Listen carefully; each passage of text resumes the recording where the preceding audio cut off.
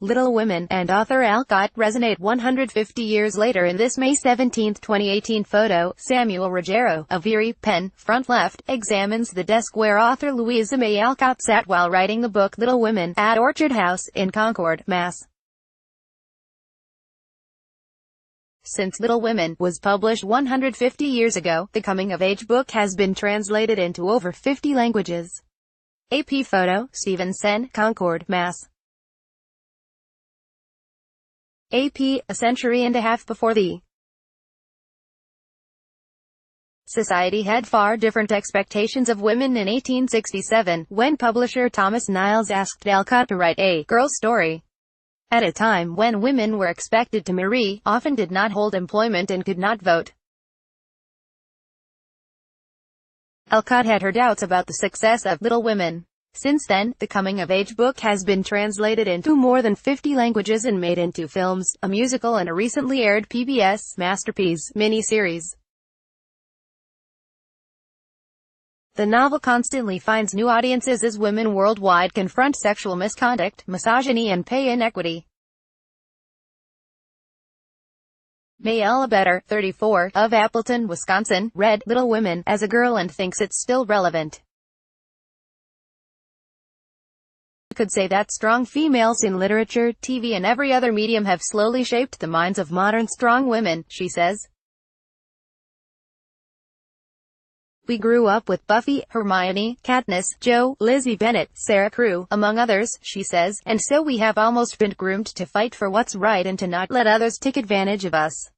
Alcott drew heavily from her experiences living in poverty with progressive parents Bronson and Abigail Alcott, and three sisters in Concord, Massachusetts.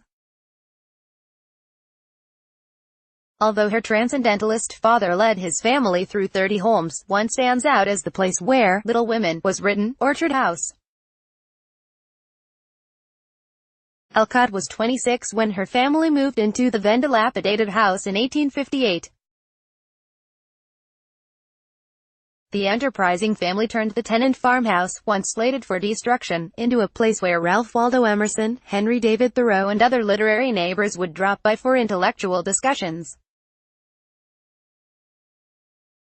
Bronson encouraged his wife and daughters to join and built Louisa a desk at a time when writing was considered by scientists to be injurious to the female psyche. Looking back, says Orchard House executive director Jan Turnquist, the Alcotts were feminists. They believed all humans have agency, she says. She tells of how Louisa May Alcott was the first woman to register to vote in Concord in 1879, when Massachusetts gave women the right to vote in town elections on education and children issues.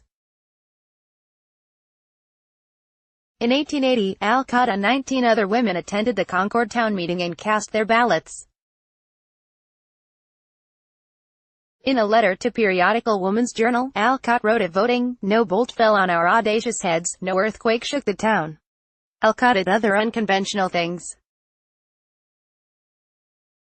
At 30, she served as a nurse in the Civil War. She traveled alone when most women could not. And she wrote stories that are the equivalent of a modern-day James Patterson thriller at a time when female authors were not popular. Although there's no evidence Alcott was ever sexually assaulted, she was harassed and had to endure misogyny as an ambitious, unmarried woman. After writing the first part of Little Women, in 1868, Alcott received a flood of letters asking if the main character, Jo March, would marry neighbor boy Laurie. Pulitzer Prize-winning Alcott historian John Matson says, her publisher said, "You have to marry her off," and wanted the character to marry Laurie. Alcott was mortified that her mother had to scrape to keep the family going financially. She knew what a trap marriage could be, Matson says. She very much intended not to marry Jo off at all. Alcott appeased Niles, the publisher, by writing in Professor Friedrich Bayer, a homely German professor, as a husband. One of Alcott's goals was to lift her family out of poverty. She took jobs as a teacher, seamstress, writer and, in one instance, a live-in companion for the sick sister of a man named James Richardson. Instead of having her tend to his sister, Richardson had 18-year-old Alcott do housekeeping and spend evenings listening to him reading romantic poetry. He started slipping suggestive notes beneath her bedroom door and added back-breaking work to her chores as she rejected his advances. She quit, making only $4 for the 7-week stay. While she hesitates to call that a Alcott wrote an essay on the experience, which friend James Field, editor of The Atlantic, assessed and said, "Stick to your teaching. You can't write." Nevertheless, she persisted. She would be so supportive of the